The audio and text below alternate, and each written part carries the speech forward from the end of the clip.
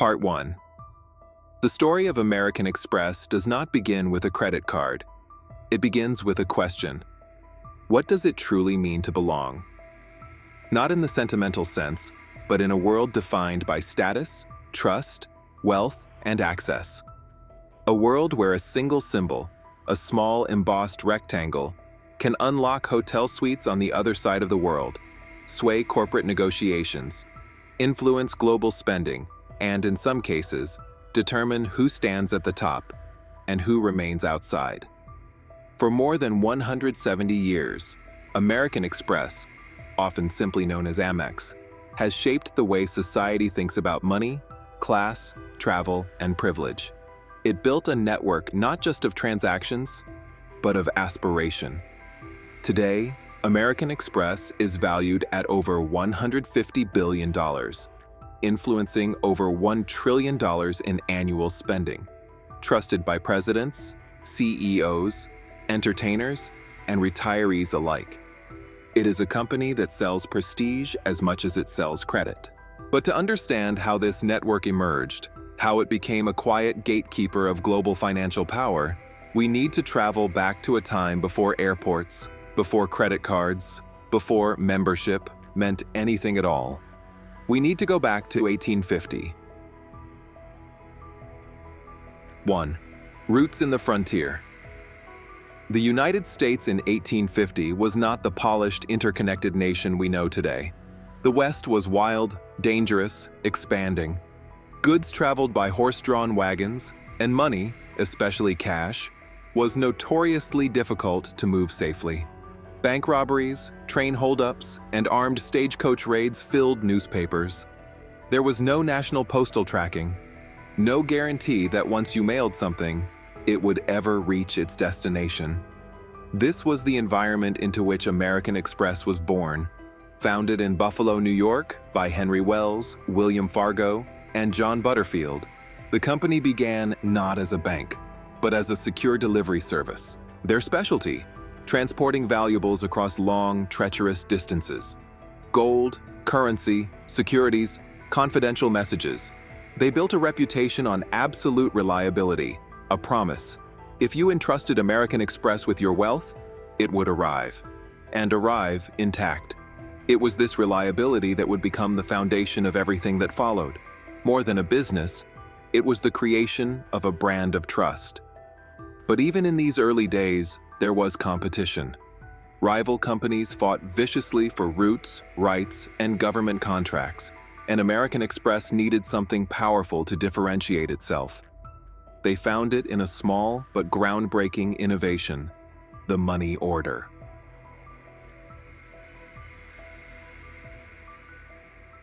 Second, reinventing trust. Before modern banking systems, sending cash over long distances was incredibly risky. If it was lost or stolen, it was gone forever. American Express introduced money orders, a safe, standardized proof of payment that could be exchanged anywhere the company operated. It was portable trust. Later, they expanded that idea globally with the traveler's check, a revolutionary financial instrument that allowed travelers to move across continents without carrying large amounts of cash. A traveler could buy American Express checks in New York and exchange them for spending money in Paris, London, or Cairo. If they were lost, American Express would replace them, no questions asked. This was more than convenience. It was security, the rarest form of currency in the 19th century. The traveler's check soon became the tool of adventurers, businessmen, diplomats, and explorers. When writer Mark Twain traveled across Europe, he carried American Express traveler's checks. When soldiers returned from World War II, they carried them home. By the early 20th century, American Express had become synonymous with international mobility. They didn't just help people move money, they helped people move confidently across the world. And yet, the most significant transformation was still to come. A third, the shift from moving money to powering lifestyles. By the mid-20th century, society was changing. Commercial air travel was exploding. Consumer culture was rising. Americans were traveling more, spending more, and expecting more. American Express executives recognized a profound truth. People didn't simply want to buy objects, they wanted to buy identity. In 1958, American Express launched something radical, the American Express Charge Card. Not a credit card in the modern sense, there were no minimum payments, no balance carrying, no interest. The message was simple. If you hold this card, you are the kind of person who pays in full. That year, the company mailed 250,000 cards. Nearly every recipient activated theirs. This was not just a payment tool. It was a marker of financial respectability, a symbol of belonging to a particular class, not by birth, but by conduct. In a culture obsessed with status, American Express had created the first widely recognized financial identity badge. Salesmen didn't just say, "Use American Express." They said, "Become a member, membership," a single word that would reshape everything. 4. The construction of prestige. From the beginning, American Express understood something profound about human nature. People will pay for the privilege of feeling special. So the company set about designing an experience that felt elite. Exclusive airport lounges, concierge services, private travel agents, restaurant reservations before anyone else, a dedicated phone line for emergencies anywhere in the world. They cultivated relationships with luxury hotels, resorts, airlines, fashion houses. They created a global ecosystem of privilege, and every piece of it revolved around the cardholder, not a customer, a member. The card became a passport to a curated world, one that operated smoothly, efficiently, quietly. This was the beginning of the American Express experience economy, where the company did not sell credit, it sold status. But with prestige comes hierarchy, and soon, American Express would create something far more powerful and far more mysterious than a standard card, a symbol of ultimate financial access. 5. The legend of the green, gold, and platinum. In the 1960s, American Express released its now iconic green card, becoming widely accepted at restaurants, department stores, and hotels. The card was elegant, simple, recognizable. But soon after, something new appeared: the gold card. Rumors spread quickly. Gold card holders spent more, traveled more, dined better. It wasn't just a payment method. It was a visible marker of elevated status. And then, in 1984, the company introduced the Platinum Card, a metal-toned card that offered concierge services and elite travel access. The Platinum Card was expensive to obtain and expensive to keep. And that was the point. The higher the barrier, the greater the prestige. Membership was no longer merely about paying in full. It was about proving you were worth the invitation. But above Platinum, there was something else, something whispered about, something more myth than card. The American Express Centurion Card, better known as the Black Card. A card you could not apply for. A card you had to be invited to receive. A card supposedly made of titanium. A card rumored to have no spending limit at all. The Black Card was not simply a financial instrument. It was a mythic object, a modern talisman of absolute access. But its story, and the power it represents, belongs to the next chapter. Because the rise of the Black Card does not just reveal the history of American Express, it reveals the evolving nature of status itself. And status is a currency more powerful than money. Part 2. The American Express Black Card, the Centurion. Few objects in the modern world are surrounded by so much mystique, so much speculation, and yet so little open discussion. For decades, most people didn't know it existed. Those who did weren't certain it was real. It was rumored to be whispered about only among celebrities, high financiers, and industrial magnates. Some believed it had no spending limit. Some believed it granted access to private jets, exclusive resorts, or executives on speed dial. But the reality behind the Centurion card reveals something deeper than luxury perks or secret privileges. It reveals the true business of American Express. Because the Centurion card is not designed for rich consumers. It is designed for the global financial elite. The people whose spending is not measured in hundreds or thousands, but in millions. The Black Card is the key to understanding one of the most powerful networks of influence in the world today, the American Express membership system, a system that connects corporations, airlines, luxury hotels, governments, Fortune 100 CEOs, and high-net-worth individuals into one synchronized ecosystem built on loyalty, data, psychology, and status. To understand how it works, we need to step behind the branding, behind the polished airport lounges and glossy card designs, into the machinery of incentives and wealth. Because American Express is not, at its core, a credit card company, it is a network built with one objective: to make itself indispensable. 6. The power of the network.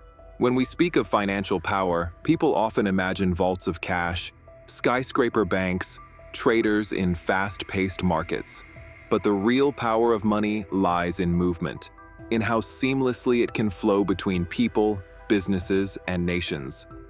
In the late 20th century, American Express recognized something no other payment company fully understood. Money follows trust, and trust follows identity. This insight became the foundation of what is now called the Amex Network Advantage.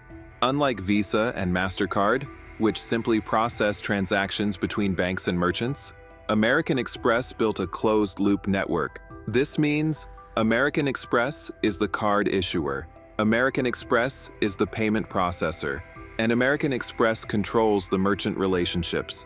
In other words, they see every purchase, every travel detail, every spending pattern, every customer behavior, end to end. This gives American Express something far more valuable than fees or interest: information. Highly specific, deeply detailed information about how wealthy consumers live, travel, dine, spend, invest, and prioritize. This data, collected over decades, has turned American Express into one of the most influential lifestyle mapping systems in the global economy. Other companies sell credit. American Express sells knowledge, belonging, and access. 7th, the psychology of exclusivity. Most companies try to grow by expanding access. Sell cheaper, sell wider, sell faster. American Express did the opposite. They realized that people value what feels scarce. In 1999, when the Centurion card was formally introduced to the public, it was not available to apply for. There was no brochure, no promotional campaign, no website form. You had to be invited. And to receive that invitation, your existing American Express spending had to be extraordinary. Figures varied, but the commonly reported threshold began around $250,000 per year in spending for individuals, over $500,000 plus per year for private business accounts. That spending did not guarantee invitation. It simply placed someone on the radar. Once invited, the card demanded a high annual fee, commonly over $5,000, a one-time initiation fee of similar magnitude, and continued high-volume spending. This was intentional. The Centurion card was not meant to be profitable in isolation. It was meant to bind wealthy customers deeply into the American Express ecosystem, to make switching to a competitor psychologically and practically expensive, to create loyalty not by points, but by identity. Because once a person begins to define themselves through the card, they will not only keep spending, they will keep believing. 8. The business behind the prestige. The most strategic piece of the Amex network is not the cardholder. It is the merchant.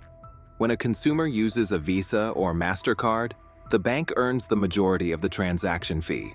Visa and MasterCard earn a small portion for processing the payment. When a consumer uses American Express, the company earns a larger fee directly from the merchant. This is known as the merchant discount rate. Historically, Visa and MasterCard average around 1.5% 2.5%. American Express has traditionally charged 2.5%, 3.5%, sometimes more. This has led many small businesses to resist accepting Amex cards, but American Express never sought to dominate small shops. Their core strategy focused on high-end dining, luxury hotels, international travel, premium retailers, corporate expense accounts, businesses where brand alignment mattered more than minimizing cost. To these merchants, American Express offered something unique: customers who spend more. If the average credit card user spends X, the average American Express member historically spent 2X to 4X. This was not coincidence, it was designed. American Express curated a membership base that reinforced merchant desirability, creating a demand cycle. Prestigious merchants attract Amex members. Prestigious members demand Amex acceptance. Acceptance reinforces brand prestige. Prestige attracts more spending. This is not simply economics. It is self-reinforcing social engineering. Ninth, travel as power. For American Express, travel has always been more than movement between places. Travel is a signal, a visible, measurable indicator of income, lifestyle, and influence. In the 20th century, American Express built a global travel agency network, one of the largest in the world. They assisted with ocean liners, rail tickets, early airline bookings, hotels, and foreign currency exchange. These services were not simply conveniences, they were relationship-building mechanisms. A corporate executive who needed last-minute travel arrangements, a diplomat stranded overseas during a crisis, a family requiring immediate accommodation after a canceled flight. American Express solved problems when other companies could not. This reliability produced loyalty at the highest levels of government and business. By the time the jet age transformed global travel, American Express had already built airline partnerships, hotel loyalty agreements, elite customer travel services, emergency support systems, global currency distribution channels. This infrastructure would become the foundation for something even more powerful: the membership rewards ecosystem, a platform where spending turned into flights, upgrades, nights, access, and treatment that could not be purchased with cash alone. Rewards became not points, but privilege. And the more someone traveled, the more they relied on American Express to smooth the world around them. 10th, crises, competition, and the reinvention of value. Throughout the late 20th century, American Express expanded aggressively, but the company faced setbacks. In the 1980s, it attempted to become a diversified financial conglomerate, purchasing brokerage firms and insurance groups. The public relations crisis involving the Salomon Brothers bond scandal damaged confidence. Warren Buffett, who once invested heavily in American Express, urged the company to refocus on its core identity. That identity was not banking, it was membership. In the 2000s, Visa and MasterCard modernized their payment processing networks. New fintech challengers emerged. Consumer behavior shifted toward digital wallets, mobile payments, and flexible credit. For many companies, this was an existential threat. American Express responded by deepening the most valuable part of its brand: experience. From concerts to art exhibitions, from private dining to elite travel lounges, from hotel upgrades to priority access, American Express refined its ecosystem into something that felt seamless, global, curated, personal. Not everyone needed to understand the value, only the members needed to.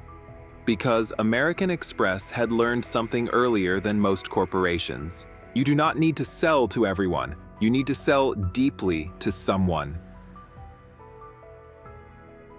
11th, status as currency. Today, more than ever, social and financial worlds are intertwined. What people display, their choices, their memberships, their affiliations, communicates identity faster than words. American Express recognized this decades before it became culturally obvious. The card you carry is not about spending power. It is about self-presentation, a symbolic language, a social signal. The green card says, "I am responsible."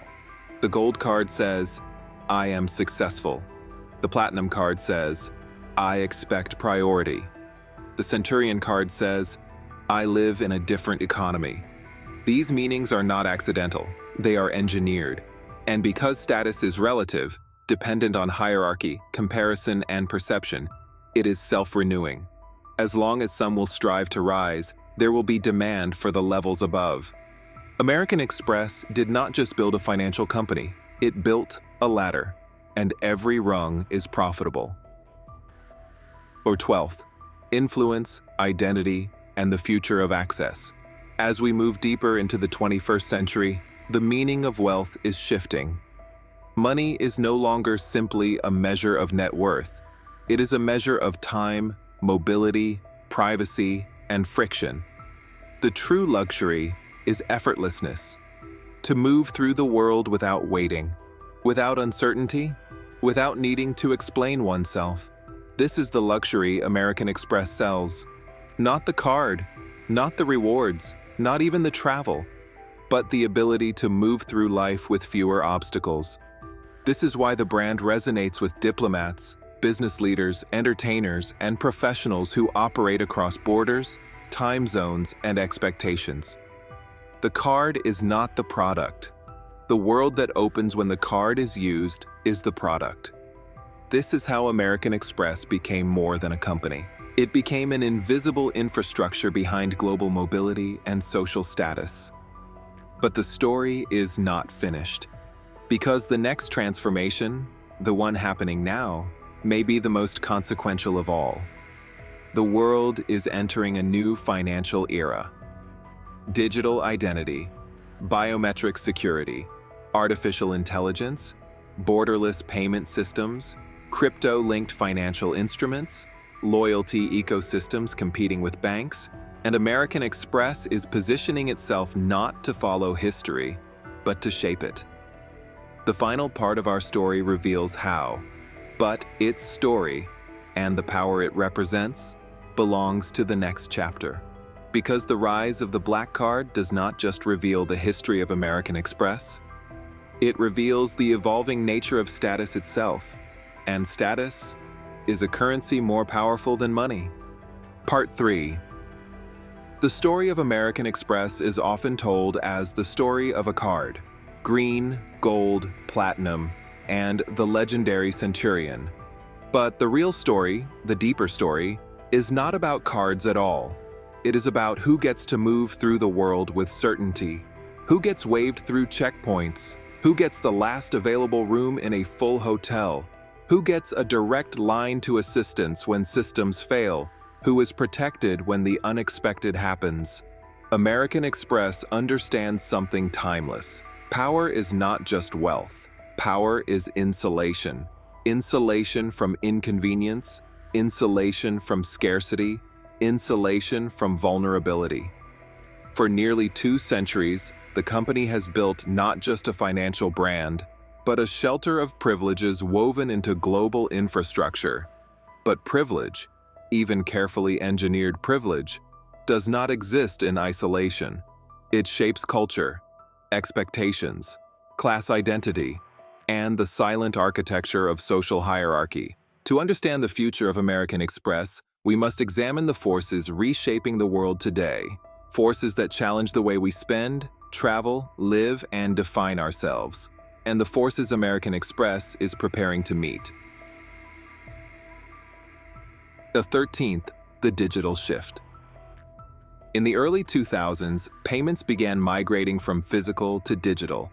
Online shopping, mobile wallets, contactless payments. The card was no longer the centerpiece. The network was.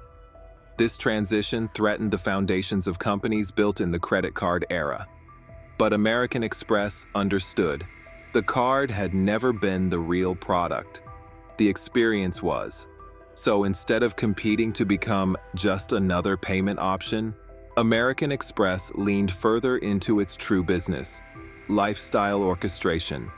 The company developed digital concierge platforms, AI-driven travel support, personalized restaurant and event access, virtual advisory services for high-net-worth members, global emergency coordination systems, travel disruption rerouting networks, elite customer care that remembers your preferences, tastes, tendencies. Technology wasn't used to replace human service. It was used to elevate it. A Platinum or Centurion cardholder calling from Singapore or São Paulo, London, or Los Angeles receives help from a system designed to understand